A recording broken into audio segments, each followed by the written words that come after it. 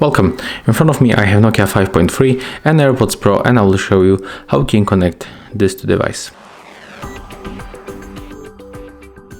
So at the first you have to open charging case of the AirPods Pro, then click and hold this button to boot AirPods Pro to the pairing mode. So let's make it right now. Click and hold.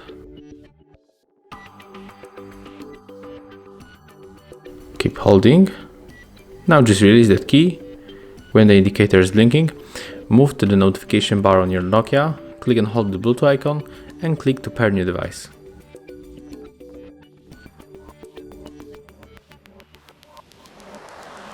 Choose AirPods Pro, accept pair, and as you can see, after a few moments we are connected.